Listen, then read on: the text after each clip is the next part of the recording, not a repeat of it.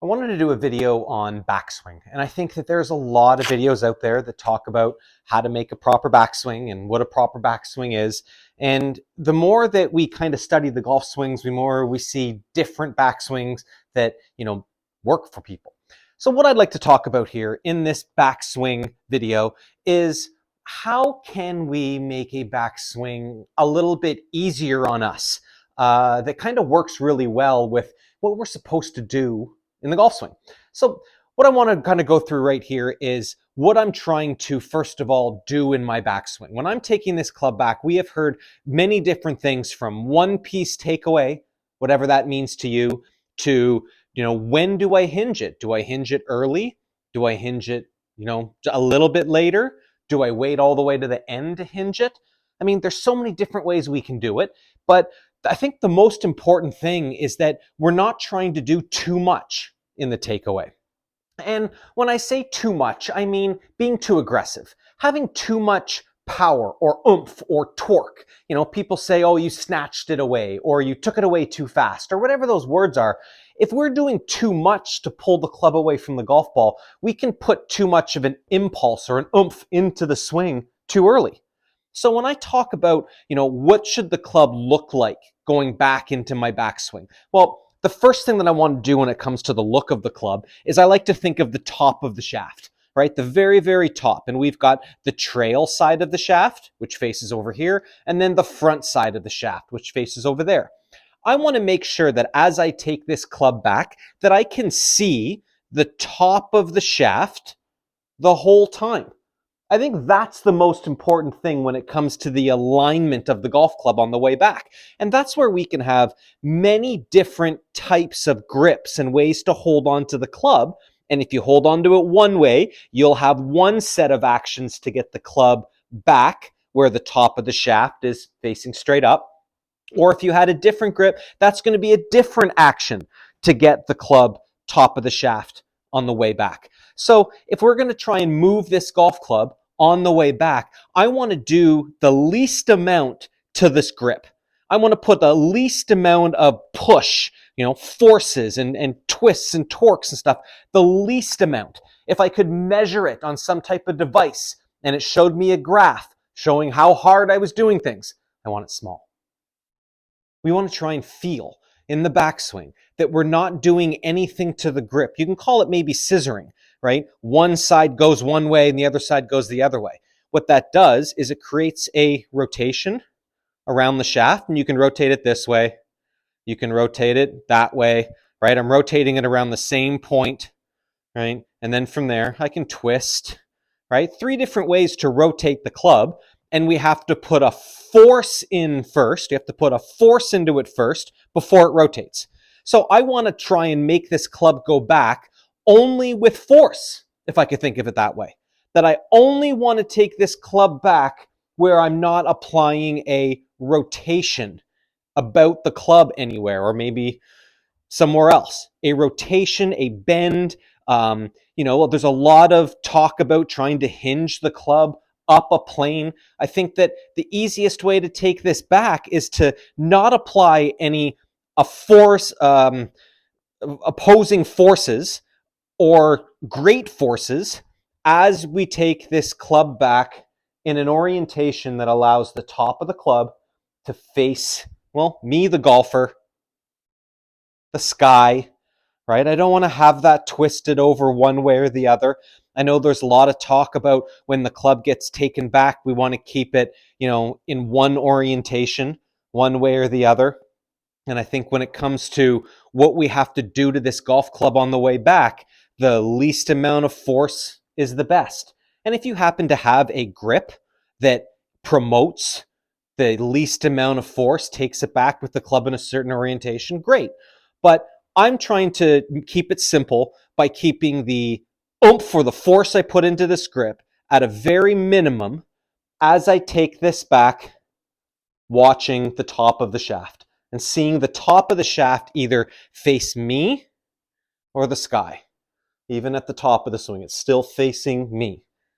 So when I'm working on taking this club back, if I decide to do this, don't torque or don't force the club too hard on the way back.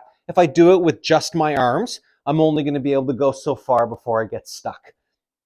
To make it the easiest, how can I get my hands to travel back into my backswing without having to use them, right? So if I were to hold this golf club with 2 fingers, just like this, and I just held the club so it didn't move, and I made a backswing where I was turning, tilting, extending, getting my body into a normal pivot without doing anything to this golf club, it's kind of what my definition is in doing something to the golf club, applying a action or an energy into this grip.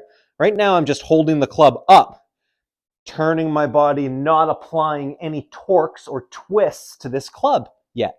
So when I'm trying to make the motion back, if I want to take my hand action, which therefore moves the club, if I want to take that out, I want to try and make sure that I can get my body to move this golf club in one piece, not have it rotate, not have one part of the club go one way as the other part of the club goes another way, right? It's like this part and that part of the golf club move at the same speed, the same rate, the same thing, as far back as I can take it.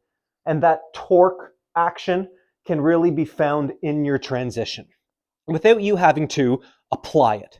So really trying to make sure that you orient the club the right way, taking that club back where the top of the shaft points at you. I think that's a pretty easy way to look at, where does the club have to go? But when it comes to what you're doing and how you're using your body, trying to feel like you can use your whole body to get your hands to move the club back, so your hands don't have to move the club back independently of your body. And I think that when you look at some of the information coming out with forces and torques and, where swings can go wrong early, it's right here in this takeaway. When I work with a player, when we talk about something different in their backswing, I talk about the first foot, or sometimes even the first inch, where that first little bit off the golf ball has to be different. Otherwise, you're going to do the same thing. You're going to go into blackout mode, been here before, done that, and then try to implement something along your normal route. But if you really want to make a change in your backswing, you're going to make the first foot of this takeaway something different. You're not going to take it back with your normal muscle group. You're going to try and implement some other way to get this club to go back so that you don't apply anything to the grip to make it go back. Being able to set up to this shot and take the club back where you don't feel the weight of the club change, you don't feel the squeeze in your palm, in your pads of your hands, you don't feel those change because you're not applying one force one way, getting another force another way, creating that. We call it, when you see it happen this way, we call it flipping. But if you actually feel what it's like to let the club rotate like that, you feel an intense squeeze and release in certain parts of your hands. So when it comes to grip pressure, when we're taking this club back into your backswing, when it comes to grip pressure, you want to try and keep a constant and consistent grip pressure on the club, on all the 1,000 little pressure points you create holding onto this grip. Taking it back without changing those squeeze points is a great way to take the club back without having it twist and torque in maybe the wrong way. The squeeze in the grip is what applies that to the club. And if you were able to make a swing where you don't change the squeeze in your grip all the way through, you wouldn't be able to apply the necessary kind of lag and release and load and release that we need. That's a big change in squeeze. You could potentially define lag as a change of squeezing in the grip. From soft to squeeze creates a lag. So putting all this together in the backswing, if we can keep a constant and consistent grip pressure onto this grip and have that club move back without doing anything to it, without it going fast in one direction, and without the top of the shaft tipping to the forward side or tipping to the trail side too early. If we're able to keep that grip the same, take it back without the shaft twisting or torquing or rotating in the wrong way, you're going to be able to set yourself up for a transition that really is a loaded angle, great looking transition downswing, because you haven't applied too much on the way up. What we don't want to do is make the backswing look like how we want it coming down. Those are really different. So I think that these pieces to your backswing can really help you, the golfer, right? Your own game, not everybody's game, but just your game, be able to manipulate the club in a way, given your grip and given how you squeeze it, to be able to take this club here from setup up to the top in a way that's not going to hurt you, that's probably going to help you.